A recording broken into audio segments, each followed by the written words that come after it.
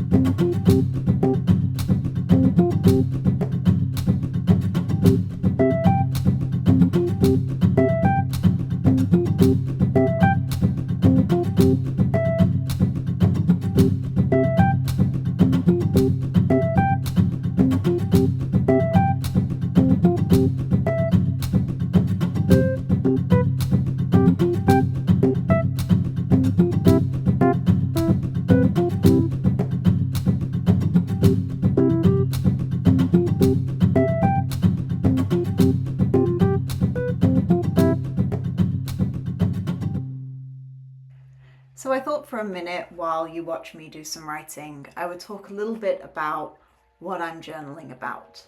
So I had watched a video by Kalyna from Tiny Tiger Co. about how she uses her journals for her parenting and how she uses her son's books to really reflect on her parenting and the choices that she makes.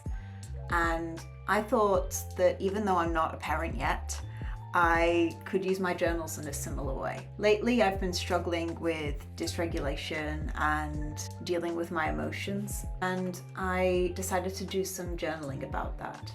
I wrote about the things that cause me to feel dysregulated, the things that I guess trigger me, the things that I find uncomfortable, why maybe I struggle with dysregulation. And I think this is actually a really beautiful way that journaling can help us. Through this journal entry, I was able to recognize exactly why I get dysregulated and why I struggle so much with this. And it's helped me to understand my emotions in a way that I hadn't before. And I'm really thankful for that. So journaling ultimately is about you understanding your thoughts. It's about you understanding the way that you process things. And so I thought I would just share that about this entry so that maybe if you're struggling with something to write about, have a think about something you're struggling with at the moment and maybe write about maybe why you're struggling with it and what you can do to help yourself in the future.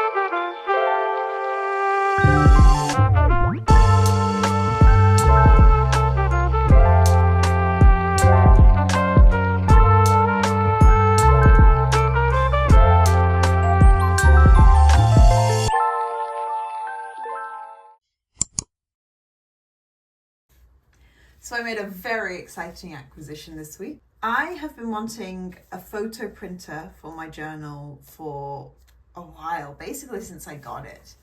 Up until now, I've either been using my Instax photos, which are very bulky and involve me having to bring my Instax camera with me everywhere, which is not very convenient. Or I've been having to go to print shops or to Daiso to print off the photos from my phone, which is fine. There's a lot of Daisos thankfully around me now, but they're kind of expensive for what they are, the little Daiso printouts. I really wanted a Canon printer, a Canon selfie printer for my birthday.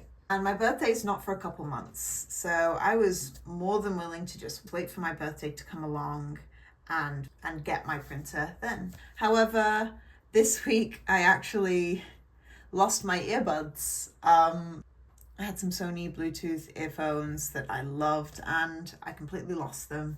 So we decided to get a set of AirPods. I would have much preferred to get the Sony's again, but the AirPods have the Find My feature on them, so I'm less likely to lose them.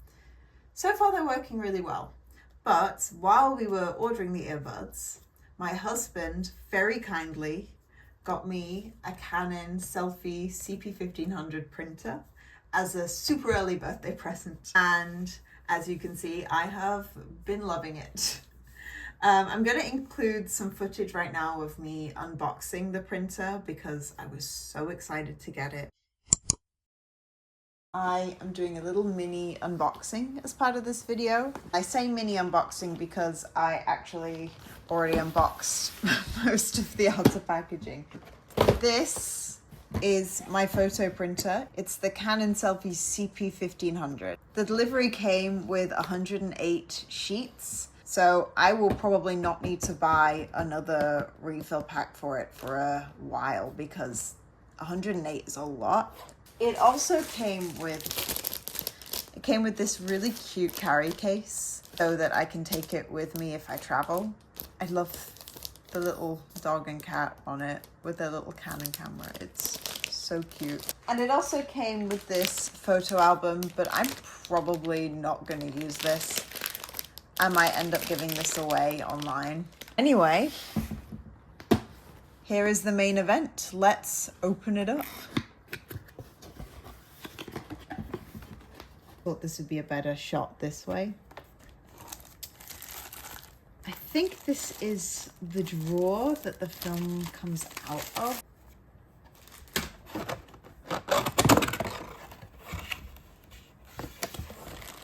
Here we go. I'm gonna move the box out of the way.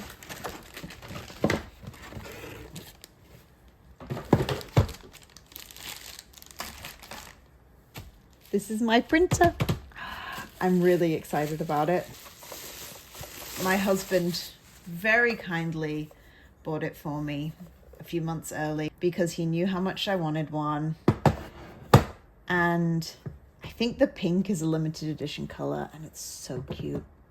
I'm so excited. It's a dye sublimation printer. So it doesn't use anything thermal. It doesn't use zinc cartridges. The reason why I wanted dye sublimation is because, first of all, the quality is so much better than zinc or thermal.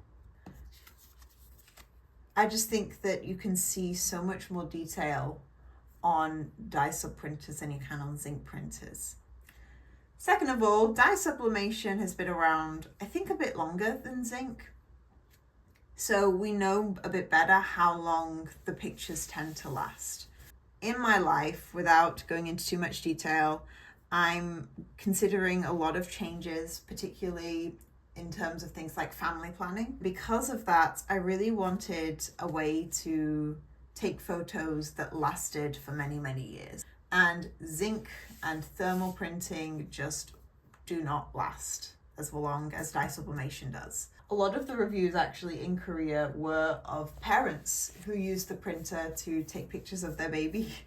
So I thought, perfect, this will be great for me if and when I start to have children. This will be a great thing for me to use. And I just love that I can get pieces of artwork from online and I can include them in my journaling. I think it's so wonderful. I have been using this printer a lot and it's so easy. I never had a device that's so user-friendly, honestly. I hate technology.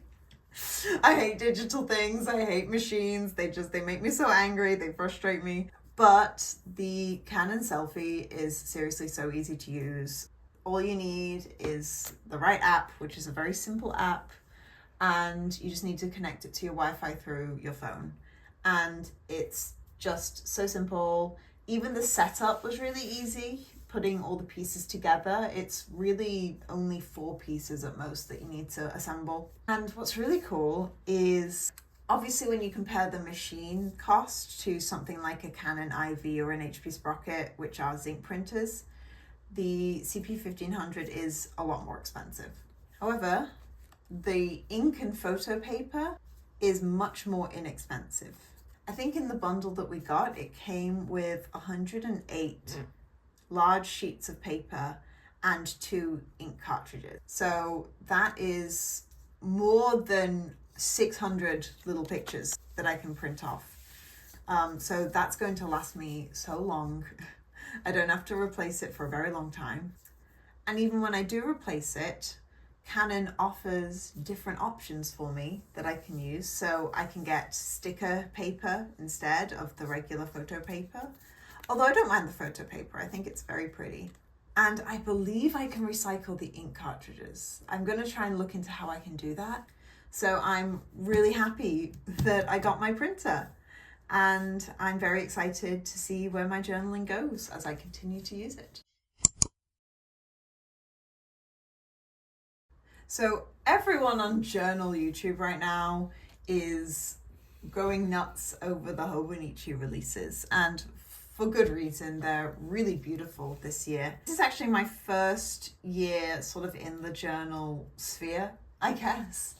So this is my first Hobonichi launch, and I don't have a ton of experience with Hobonichi. All I really have is this 20-25 weeks that I tried and failed to use as a health planner. It just didn't work out for me. If I were to rebuy a week's or probably a week's mega and try and use it as a planner to replace my ring system, it would probably be fine. I probably wouldn't have an issue with it, but I really sat down and thought about it. I think the releases this year are so beautiful. I'm especially excited by the Junji Ito collection. I kind of love Junji Ito's arts. I've got a little printout here. I love the detail and the creepiness. Ella Nim said something like, I love Junji Ito even though he's traumatizing. And yeah, pretty much. I also really, really love the Kyohei Sakaguchi range. I used to do watercolor landscape art. It's just my favorite kind of artwork. It's so beautiful. But I have to sit and I have to be realistic with myself. My system works as it is. I love my Traveler's Notebook. As new as it is, I am enjoying my ring system. I just did an insert refresh, and I need to think about what I want versus what I need. It's okay to just want something. I buy a lot of stickers, all right? I do not need stickers in my life. I don't need any of this really. If I want to do journaling, all I need is a blank notebook, which I can get from Daiso for like less than 1,000 won or less than $1. This is all wants. These are not needs. However, I am happy with where I'm at. And as much as I want a lot of the Hobonichi releases, I do not want them enough to spend the money that they cost. I think the one thing that I am considering is buying just an A6 cover. So the Sakaguchi cover, possibly. If and when I feel like I want to throw in a new book in my system, perhaps the prayer book that I've been trying and honestly somewhat failing to use lately. I could probably put that in there. I could maybe do a language journal in there. I don't know. There's things I can do, but I'd rather not buy a book, especially a dated book, that I don't know that I'm going to use. So I'm considering getting a cover. I'm considering getting some stickers or little accessories. The Tomie sticky notes are a definite possibility. The Yomikita Gishi stickers as well are adorable. There's lots of things I can buy, and there's lots of things that I would probably use, but as much as I love the Hobonichi cousin flip-throughs and seeing all the beautiful journal spreads, I am happy where I'm at. Forcing myself into a new system just isn't going to work out. However, something I am definitely going to be buying as we approach the new planner season, I'm definitely going to be getting a new calendar insert. This is just the blank, undated calendar insert that I've just been filling in myself. And it works fine. I actually think it's quite therapeutic to fill in all the numbers and write the days of the week on top. If I had to use one of these again, I would be perfectly happy. However, the Travelers Company 2026 launch will be in October. And I really love the theme this year, the Traveler's Spirit theme. I think the artwork is really beautiful. And if I don't have to fill in a calendar, then that's a bonus for me. I was so disappointed to miss out on the 2025 releases. The stickers were sold out by the time I bought this new notebook. And thankfully, I'm very much sort of up to date with the Traveler's Notebook community here in Korea. I'm part of the Naver Cafe. I go to the partner store all the time. I'm very much keeping my eye out for when the drop happens. So yeah, Hobonichi, the 2026 release is very exciting, but I will not be buying any books. Maybe a cover, maybe accessories, no books. But I will be buying Travelers Company inserts for sure. And I think that'll be everything for this video. I apologize if things are a bit disjointed or the angles are funny. I'm still figuring out my filming space and how I'm supposed to be using it. I hope you enjoyed watching. I hope that it gave you a bit of company and a little bit of calm.